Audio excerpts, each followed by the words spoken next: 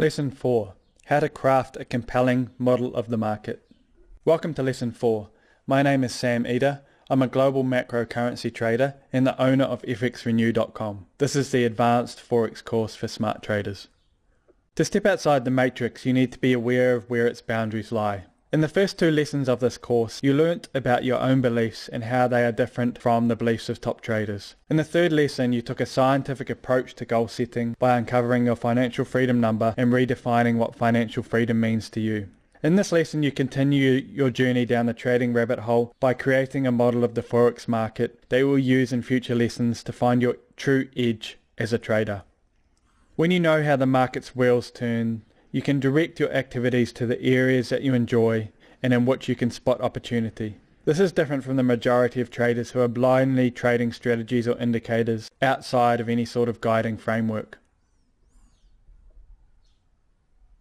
What is a compelling model of the market? A compelling model of the market is an intuitive framework for what makes the markets tick. It is a big picture overview of what's going on, what works and what doesn't. It would typically include both fundamental and technical information about the Forex markets. For example, you might consider how these things impact currency markets when you develop your models. This could be central bank and interest rates, support and resistance, news announcement, geopolitics, supply and demand, chart patterns, dealing ranges, etc. With this type of information, you can start to make good and organized decisions that give you an edge over other market participants. Ray Dalio said, "We test our criteria to make sure they are timeless and universal."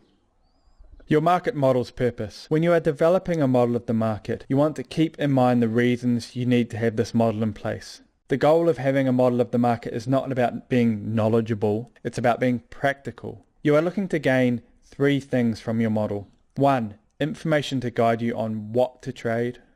2. Information to guide you on how to trade. 3. Information that will protect you from losses. Market wizard Kyle Moshe said, "A great Soros quote is, 'Invest first, investigate later.'" You don't want to get fixated on needing a nice story for the trade. Trade what is in front of you. It is all well and good to have a compelling model of the market, but it is important to realize it is there to serve you. If, for example, you have a view that sees risk everywhere, and that causes you to stay out of good trades, then your model is not serving you well. Your model could even be right, but if the market does not agree, then you could be left out on a limb. Highly successful traders have a compelling model of the market, but at the same time they are comfortable with the model being wrong. It is what is going on in front of them that is important. Market wizard Jim Rogers said, "The biggest public fallacy is that the market is always right. The market is nearly always wrong, I can assure you of that." The pieces of the puzzle. The Forex trading landscape is like a giant jigsaw puzzle, where not all the parts match. It's not one size fits all either.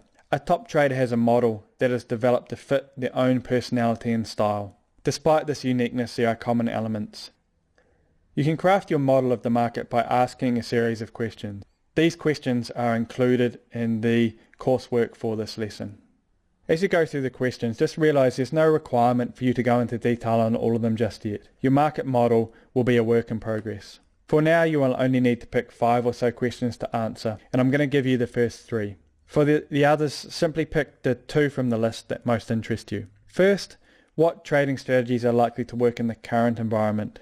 2, what are your specific skills or edges? And 3, what are your areas of interest? Once you have answered these 3 questions, plus 2 more of your choice, your model of the Forex trading market will be sufficient to start formulating a comprehensive and winning Forex trading plan. Over time, you can come back and add more. As a side note, it's important not to get overawed by this lesson and to keep it simple. If you only want to answer the first 3 questions, that's okay, but you will need at least those to move on to the next lesson. Also, in the written version of this lesson, I'll give you some resources for crafting your model. Take the time to go through them and see which of them is going to fit you. A blueprint for success. As you answer the model of the market questions, you will notice that you start to have trading insights. You can see how you use logic and intuition to choose to trade in a manner that simply makes sense. You will start to understand how and where to trade and notice areas of risk to avoid. While it may be tempting to dive deeply into this foundational information, you don't need to do it all at once. Follow the KISS, keep it simple, silly, principle, and do only what's necessary. Robustness and simplicity far outweigh complexity when it comes to your trading strategy. In addition, you should not feel the need to read or watch the financial news every minute of the day. In fact, you'll be well served more often than not simply to turn it off. Instead, focus on developing your own compelling model of the market.